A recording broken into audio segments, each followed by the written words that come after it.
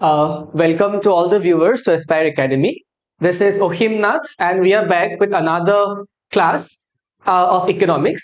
আজি আমি higher secondary second ইয়াৰৰ মেক্ৰ' ইকনমিক্সৰ যোনটো পাৰ্ট আছে তাৰে আমি এটা নতুন চেপ্টাৰ নতুন ইউনিট এটা লৈ কিনে আমি আজি আহিছো and in today's lecture session we will be talking about the very third unit of your macroeconomics, that is your aggregate demand, aggregate supply and its related concepts.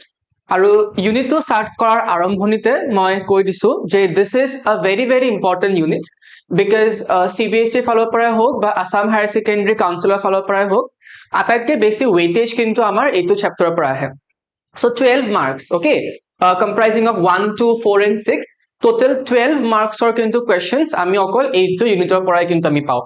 So focusing on this particular unit is very important. Aru agote jonkhini kotha moi koisu je arambhonir porai kintu concepts khini clear rakhibo lagibo kio eikhon unitoto kintu amar jothesho khini numericals onko koribo logia ase, so agor concept khini ami clear koribo lagibo. Okay, so let's begin with the chapter.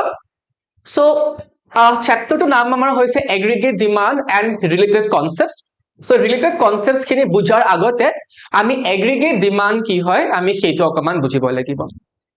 Since we are dealing with macroeconomics and we know that macro aru microeconomics are major, there has to be a vast difference, right?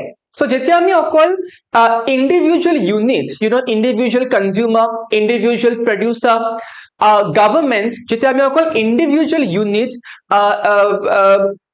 বিষয় আমি পঢ়ো তাক আমি মাইক্ৰোইকনমিক্স বুলি কওঁ, বাট যেতিয়া আমি গোটেই ইকনমিখন as a whole পঢ়িবলৈ try কৰো যেতিয়া আমি not only we talk about individual, we talk about all the consumers in the market, all the producers in the market, যেতিয়া আমি সকলোকে একেলগে লৈ কিনে আমি কথা পাতিব try কৰো, then that is your macroeconomic analysis. So macroeconomics is nothing but the study of the entire economy as a whole. So whenever we are studying the entire economy as a whole, then that is termed to be your macroeconomics. It's your entire economy as a whole boli kole ami ki bujao, we talk about studying all the sectors together. So what we are dealing with, we are dealing with all the sectors together. So ami janu je macroeconomic analysis ot amar sarita sector থাকিব. So we have 4 sectors in a macroeconomic analysis aru ekhini ami national income accounting koroteo kintu ami ekhini porhiso. We have 4 sectors in an economy. So ki asile 4 sectors bur? We have the consumption household sector, remember aha ko tumalokor mon ase ekhini. We have the consumption household sector.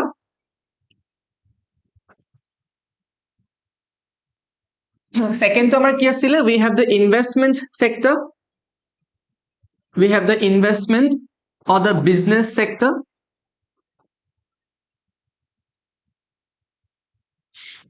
Third amar ki asile, we have the government sector.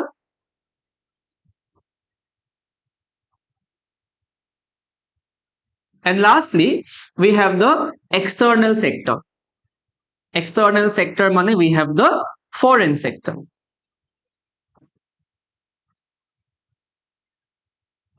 হয়নে এইখিনি আমি national ইনকামৰ কিন্তু যোনটো আমাৰ এক্সপেন্ডিচাৰ method হয় তাক কিন্তু আমি এইখিনি ডিসকাস কৰিছো. সো আমাৰ চাৰিটা খণ্ড আছে ম্যাক্ৰো ইকনমিক বা এখন অৰ্থনীতিত আমাৰ চাৰিটা খণ্ড থাকে, সেইবোৰ কি কি হয়? We have the consumption household sector, আমাৰ ইনভেষ্টমেন্ট বা বিজনেস সেক্টৰ থাকিব, আমাৰ গভৰ্নমেন্ট সেক্টৰ থাকিব আৰু আমাৰ এক্সটাৰ্নাল বা ফৰেন সেক্টৰ থাকিব. আৰু যেতিয়া আমি এই চাৰিটা খণ্ডক একেলগে আমি পঢ়িবলৈ ট্ৰাই কৰো, when we try to focus on all these 4 sectors together, then yake ami ki boli ko, yake ami macroeconomic analysis boli ko. All right, so this is the basic conception of your macroeconomic analysis. Etia amar main topic to whole aggregate demand aru eta ami bujibo lagibo je exactly aggregate demand ki hoy. So aggregate demand do kintu ami AD boli ami denote korim. Okay, etiar pora aggregate demand do ami AD boli denote korim. So aggregator meaning ki hoy? Aggregator meaning mane total. The meaning of aggregate is total and the meaning of demand. Demand kami okhomot ki boli ko? Normally ami sahida boli ko. So demand meaning ki hoy? The willingness to buy something. Right? The willingness to buy something. It is what consumption sector or nijor eta nirdishto sahida ba demand thakibo. Similarly, investment sector, business sector, farms or নিজৰ এটা চাহিদা বা demand থাকিব Similarly, government or চৰকাৰৰ কিন্তু এটা নিৰ্দিষ্ট demand বা চাহিদা থাকিব আৰু তাৰ নিচিনাকে আমাৰ যোনটো এক্সটাৰ্নাল সেক্টৰ হয় এক্সটাৰ্নাল সেক্টৰৰ কিন্তু এটা নিজৰ চাহিদা থাকিব সো যেতিয়া আমি এই চাৰিটা খণ্ডৰ চাহিদা বা চাৰিটা খণ্ডৰ ডিমান্ড খিনি আমি একেলগে এজ আ হোল টোটাল কৰি আমি পঢ়িবলৈ ট্ৰাই কৰো তাকে আমি কি বুলি কম এগ্ৰিগেট ডিমান্ড বুলি কম so what is aggregate demand aggregate demand is the sum total aggregate demand is the total demand which is coming from all these four sectors together so whenever we are interested to understand the total demand of an economy total demand coming from all these four sectors in an economy then that is basically termed as your aggregate demand ঠিক আছে so aggregate demand মানে কি হয় aggregate demand মানে total demand আৰু এই total demand তো কৰ পৰা আহি আছে this total demand is coming from all the four sectors which are present in an economy so definition মতে aggregate demand কি হ'ব aggregate demand refers to the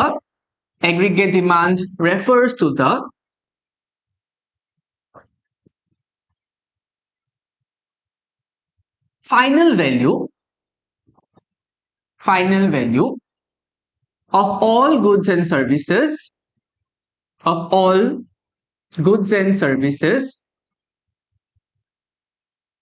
which all the sectors of an economy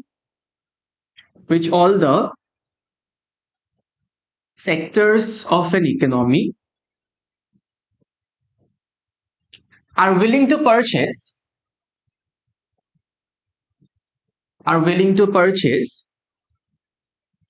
during a particular period of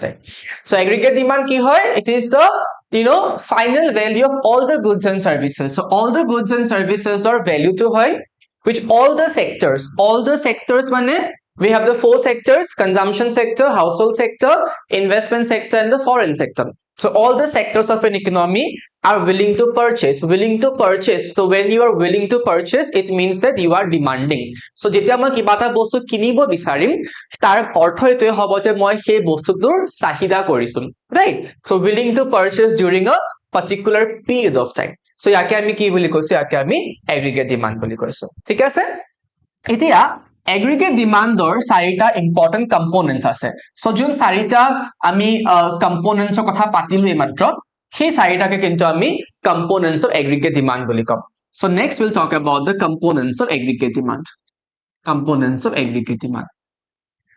আৰু এই কথা মই কৈ লৈছো এই কোৱেশ্চনটো কিন্তু কাউন্সিলৰ পেপাৰত প্ৰায় ৰিপিট হয় so explain কৰিবলৈ দিয়ে components of aggregate demand 4 মাৰ্কৰ কাৰণে 4 নম্বৰৰ কাৰণে কিন্তু এটো বহুত এটা কমন কোৱেশ্চন হয়তো ভালকে চাব লাগিব দেই এতিয়া components of aggregate demand বুলি কলে আমি যোনটো macro economics যোনটো চাৰিটা খণ্ডৰ কথাই পাতিলৈ মাত্ৰ we'll talk about that only right so the very first component of aggregate demand happens to be your consumption expenditure কিছুমান কিতাপত household consumption expenditure বুলি থাকে একেই হয় consumption expenditure আৰু consumption expenditure to আমি capital C ৰে আমি ডিনোট কৰি আছো এই symbols কিনি অকম মন ৰাখিব লাগিব দেই symbols কিনি আমাৰ পিছলে আমাৰ দৰকাৰ হ'ব এটা consumption expenditure মানে কি হয় যিমানখিনি পইচা আমি খৰচ কৰি আছো on the name of fulfilling our consumption needs so consumer এজনে যিমানখিনি বস্তুৰ ওপৰত পইচা খৰচ কৰিব because we want to satisfy our needs we have certain desire right so consumers would নিজৰ desire নিজৰ satisfaction বোৰ fulfill কৰিবৰ কাৰণে যিমানখিনি পইচা খৰচ কৰিব সেইখিনি cover up hobo consumption expenditure upor so consumption expenditure basically comes from the side of the consumer so consumers or follow par ahibo aru consumers e kyo paisa kharos koribo because consumers have to fulfill or satisfy their consumption needs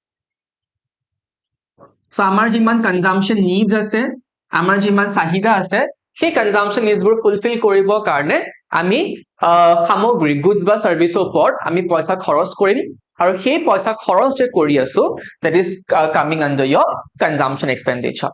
Now one thing to remember that consumption expenditure is directly dependent upon your disposable income. বা আমি disposable income বুলিও কওঁ, বহুত কিতাপত disposable income বুলিও থাকে.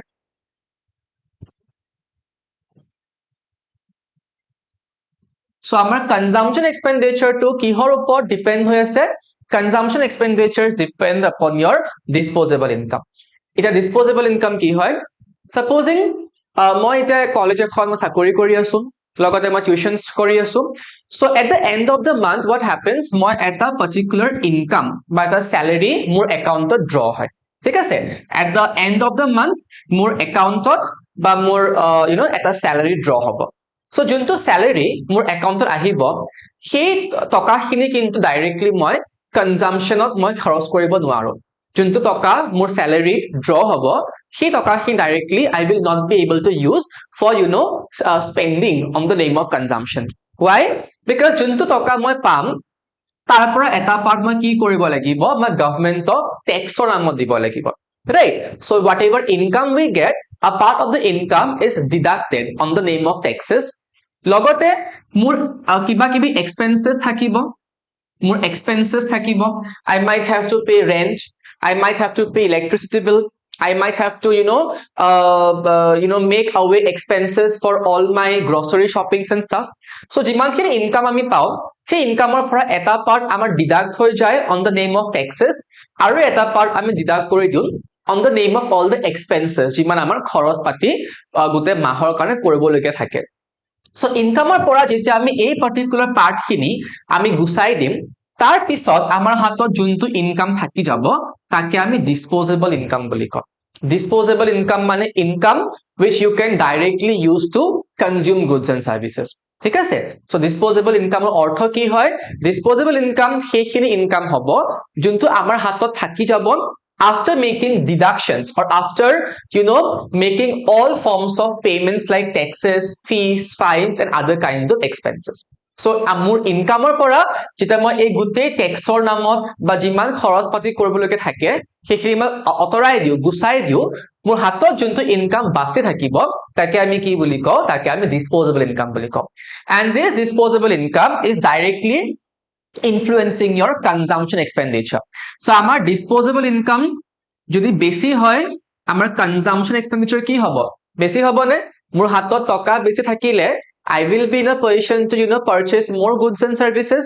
I will be in a position to consume more goods and services, right? So jiman disposable income বেছি থাকিব, আমাৰ consumption কি হ'ব? Consumption বাঢ়িব. Disposable income যদি কমি যায়, consumption কি হ'ব? Consumption ও কমি যাব. So there happens to be a direct relationship, or there happens to be a positive relationship between consumption expenditure and your disposable income.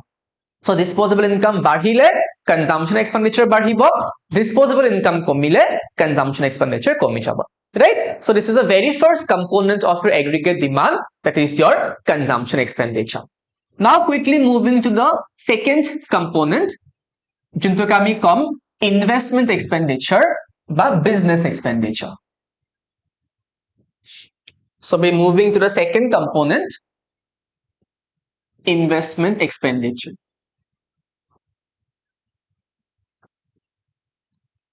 Investment expenditure to আমি capital I ৰে denote কৰিম.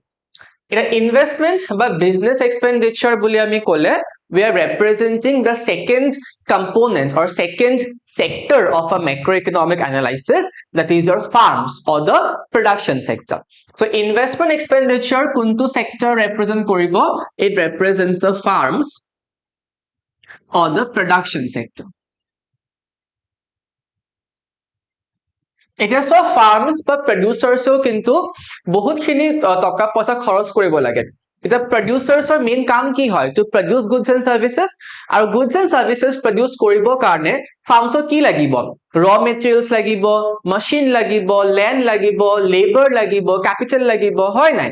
So এই বস্তুখিনি যে যদি আমাক দৰকাৰ হয়, সেই বস্তুখিনি মই কিনিব লাগিব, কিনিব লগা হলে মই কি কৰিব লাগিব পইচা খৰচ কৰিব লাগিব ৰাইট সো প্ৰডিউসাৰ এজনে যেটা কিবা এটা বস্তু প্ৰডিউস কৰাৰ কাৰণে কিন্তু বহুতখিনি বস্তু তেওঁক দৰকাৰ হয় আৰু সেই দৰকাৰী বস্তু ওপৰত যেতিয়া প্ৰডিউসাৰ জনে পইচা খৰচ কৰি আছে তাকে আমি কি বুলি কম তাকে আমি ইনভেষ্টমেন্ট এক্সপেন্ডিচাৰ বুলি কম so investment expenditure basically comes on the names of expenses on land, labor, capital, machines, raw materials, etc. So যেতিয়া producer এজনে এই particular বস্তুবোৰৰ ওপৰত পইচা খৰচ কৰিব because these are important to produce goods and services that এই expenses আমি কি বুলি কম আমি investment expenditure বুলি কম ঠিক আছে this is the second component. Next we are moving to the third component that is your government expenditure. It's a modern democratic economic কি হয় গভৰ্নমেন্টৰ কিন্তু ৰোলটো বহুত বেছি ইম্পৰ্টেন্ট হয় ডেভেলপমেন্ট পাৰ্সপেক্টিভৰ পৰা গভৰ্নমেন্টৰ ৰোল বহুত বেছি ইম্পৰ্টেন্ট হয় আৰু গভৰ্নমেন্টও কিন্তু অৰ্থনীতি এখন উন্নত কৰিবৰ কাৰণে যথেষ্টখিনি পইচা খৰচ কৰিব এটা গভৰ্নমেন্ট এক্সপেন্ডিচাৰ মানে যিমানখিনি টকা পইচা গভৰ্নমেন্ট বা চৰকাৰে দেশখন উন্নত কৰিবৰ কাৰণে খৰচ কৰি আছে গভৰ্নমেন্ট এক্সপেন্ডিচাৰ দুটা ভাগলৈ ভগাই লব পাৰো এটা হ'ব government investment expenditure government investment expenditure and to ami ko government consumption expenditure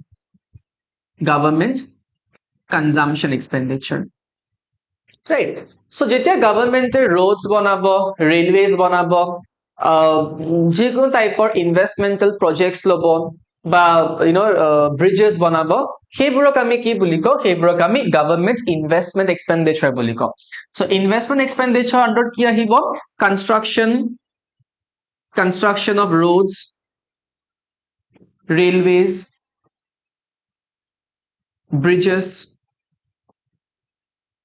etc so এইবোৰ হ'ব আমাৰ গভৰ্নমেন্ট ইনভেষ্টমেন্ট এক্সপেন্ডিচাৰ বাট যেতিয়া গভৰ্নমেন্টে সোসাইটি খন ডেভেলপ কৰিবলে কিবা কিবি এক্সপেন্সেস কৰিব যেনেকৈ গভৰ্নমেন্টে সাপোজিং স্কুল এখন বনালে গভৰ্নমেন্ট কলেজ বনালে বা গভৰ্নমেন্টে ল অৰ্ডাৰ মেইনটেইন কৰিবৰ কাৰণে বেছিকৈ টকা খৰচ কৰিলে ডিফেন্স এক্সপেন্ডিচাৰ নামত টকা খৰচ কৰিলে সেইবোৰ আমাৰ কি আহে কিহৰ আন্ডাৰত আহিব সেইবোৰ আমাৰ কনজাম্পশন এক্সপেন্ডিচাৰ আন্ডাৰত আহিব so under government consumption expenditure will have expenses on law and order maintaining of law and order then construction of schools colleges etc so a investment expenditure plus consumption expenditure mili kine we are having the third very component of a macroeconomic analysis and that is your government expenditure right finally we have the fourth component of a macroeconomic analysis and that is your external sector jak ami net export boliu ko external sector foreign sector or net export ko ami x minus m boli koi asu eta x mane ki hoy I hope you all remember because আমি এখানে already কৰিছো in national income accounting x মানে কি হয় export আৰু m মানে কি হয় import right and difference between export and import is found at net export so export আৰু import jo difference hobo tak ami ki boli koiso net export boli koiso eta export মানে কি হয় যেতিয়া ইন্ডিয়ায় নিজৰ সামগ্ৰীবোৰ বাহিৰা বিদেশী কান্ট্ৰিজক আমি সেল কৰি আছো so export means demand for domestically produced goods by the rest of the world so when India will be selling its Indian products to the other countries of the world then that is your export import মানে কি হয় import ঠিক উল্টা হ'ব যেতিয়া ইন্ডিয়ায় বাহিৰা দেশৰ কান্ট্ৰিবোৰ বেছিকৈ কিনিব তাক আমি কি বুলি কম import বুলি কম so import refers to the demand for foreign goods which are demanded by the residents of the country and the difference between export and import will be showing your net export.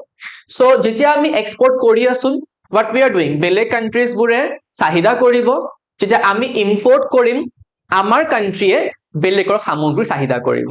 So as in a way expenses হৈ আছে, demand হৈ আছে. So this happens to be the fourth component of a macroeconomic analysis, that is your external sector or net export. So এই চাৰিটা sector লগ লাগি কিনে as a whole আমি aggregate demand পাও. So aggregate demand is equal to consumption sector plus expenses from the investment sector plus expenses from the government sector plus expenses from the external sector, net export. So C plus I plus G plus X minus M shows the equation of your aggregate demand in a four sector economy. So this is the equation of aggregate demand for four sector economy. Right.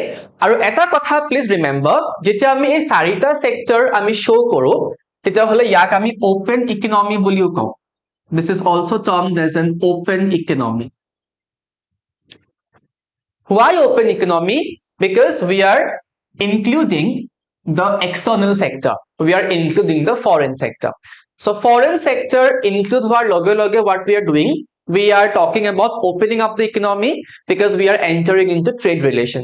So যেতিয়া আমি trade relations কৰিব লাগিব, আমি সকলো ধৰণৰ tariff, quotas, barriers আমি remove কৰিবই লাগিব. And once you are removing all sort of tariffs and restrictions on international trade, we mean that we are entering into an open economy. We are opening up the economy of the country for foreign competition, for foreign interference. So এই চাৰিটা sector লগ লাগিলে আমি এক open economy বুলি কওঁ. But যদি কিবা কাৰণে আমি অকল C plus I plus G ৰ কথা যদি পাতো, then this happens to be a closed economy. ইয়াক আমি closed economy বুলি কওঁ. কিয় closed economy? Because we are putting restrictions and we don't have the foreign sector. So foreign sector absence থাকিলে আমি ইয়াক closed economy বুলি কওঁ. আৰু এই চাৰিটা sector যদি একেলগে থাকে, তাক আমি কি বুলি কম? ইয়াক আমি open economy বুলি কম. All right? So এইখিনি আমাৰ আছিলে aggregate demandৰ meaning আৰু aggregate demandৰ চাৰিটা components. I hope ইয়াৰ লগে তোমালোকে বুজি পাইছা. All right. Next, আমি aggregate demandৰ কথা আমি আৰু অকণ detailsত পাতিম. এতিয়া আমি অকণ assumptions লম. So we will be talking about one particular model now. Aggregate demand in a two-sector economy.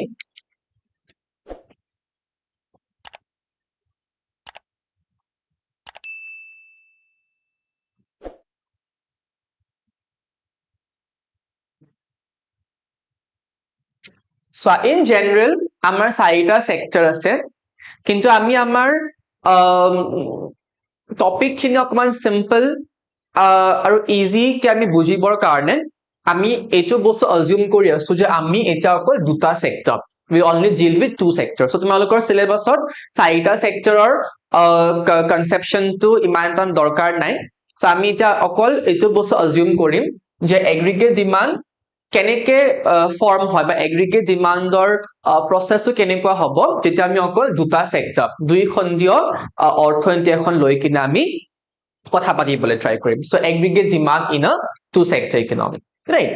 So ইয়াতে আমি কিছুমান assumptions ল'ব লাগিব. প্ৰথম assumption টো হ'ব যে we will be dealing with only two sectors. So আমাৰ তাত অকল দুটা sector থাকিব. সেই দুটা sector কি হ'ব? We will be having consumption sector and investment sector. Right? So আমি অকল দুটা sector ল'ম, consumption sector, investment sector. আৰু second যোনটো বস্তু আমি assume কৰিম, investment is autonomous in nature.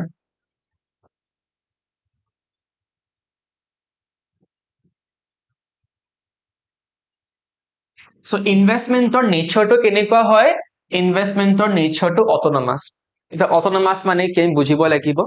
So autonomous বুজিবৰ কাৰণে আমি দুটা concept বুজিব লাগিব ইয়াতে. এটা হ'ল autonomous investment আৰু এটা হ'ব induced investment. Induced investment. So autonomous অৰ্থ কি হয়? Autonomous মানে free. Something which is free or something which is free from any kind of external pressure, right? So যেতিয়া investment income or logot related nohoy, whenever investment is not related with the levels of income, then tak ami ki boli ko autonomous investment boli ko. Mane tumar income bahibo ba tumar income komibo ba tumi fixed eta level investment koriye thakiba, right? So ma ki bujabo bisarisu, suppose tumar income আজি 100 টকা বা তুমি 10 টকা এটা investment কৰিবা, তোমাৰ income কালি বাঢ়ি গল 500 টকালে, still তুমি ইনভেষ্টমেন্ট 10 টকাই কৰিবা, তোমাৰ ইনকাম কমি গল মেবি 50 টকালে, তুমি ইনভেষ্টমেন্ট 10 টকাই কৰিবা। সো ইয়াত কি হৈ আছে, তোমাৰ ইনকাম বাঢ়িছে, still তুমি এটা ফিক্সড লেভেল ইনভেষ্টমেন্ট কৰি আছা, তোমাৰ ইনকাম কমি গৈছে, still তুমি এটা fixed level of investment kori asa. So whenever our income increases or our income falls, but investment to ki hoy, investment to constant thake, investment to stable thakibo, tiniko type of investment to kami ki boli kom, autonomous investment boli kom. So whenever your income has got no influence upon the investment, jetia income or kuno dhoroner influence nathake investment to oporot, tiniko dhoroner investment kami ki boli kom, autonomous investment boli kom. So income might increase or your income might fall, but you will be investing a same pattern that you have been doing, right? That is autonomous investment. But induced investment ki hobo, induced investment tomar income barhar loge loge investment to barhi jabo kintu, aro tomar income komar loge loge investment to komi jabo. So jetia income investment to oporot bahut khini prabhav pelabo pare, ba jetia income investment to bahut khini influence koribo pare, tiniko dhoroner investment to kami ki boli ko, induced investment boli ko. So whenever income increases, what will happen to investment? Investment will also increase, and whenever income falls, investment also falls. So eniko type or investment to kami ki boli ko, induced investment boli ko. কিন্তু এই particular মডেলটোত আমি কি assume কৰিছো যে আমাৰ ইনভেষ্টমেন্টৰ নেচাৰটো কি হয়, আমাৰ ইনভেষ্টমেন্টৰ নেচাৰটো হ'ব অটোনমাস। অটোনমাস মানে আমাৰ ইনকাম বাঢ়িব বা ইনকাম কমিব, কিন্তু আমাৰ ইনভেষ্টমেন্টটো সমান থাকিব। We will be having a constant level of investment throughout the economy. So these are the two basic assumptions that we will be taking into account. So মই আকৌ এবাৰ ৰিপিট কৰিছো, in a two sector aggregate demand economy or in a two sector aggregate demand model, আমি সদায় এটো assume কৰিম যে আমি দুটা খণ্ড লৈ কিনে আমি গুতে আমাৰ ডিসকাশনটো কৰিম, will be having two sectors throughout the model, আৰু এই দুটা sector কি হয়, will have the household consumption expenditure and will be having the investment expenditure. Second assumption to আমি এটো লৈছো যে ইনভেষ্টমেন্টৰ যোনটো নেচাৰ হ'ব, তাৰ নেচাৰটো কেনেকুৱা হ'ব, অটোনমাস হ'ব। অটোনমাস মানে আমাৰ ইনকাম বাঢ়িব পাৰে বা ইনকাম কমিব পাৰে, কিন্তু ইনভেষ্টমেন্টটো কি হ'ব, ইনভেষ্টমেন্টটো আমাৰ কনস্ট্যান্ট থাকিব। অলৰাইট, সো এই দুটা assumption লৈ কিনে আমি এতিয়া আমাৰ টেবল খিনি বনাব লাগিব। I hope ইয়াৰ লকে তোমালোকে বুজি পাইছা, ক্লিয়াৰ হৈছে বুলি কিনে।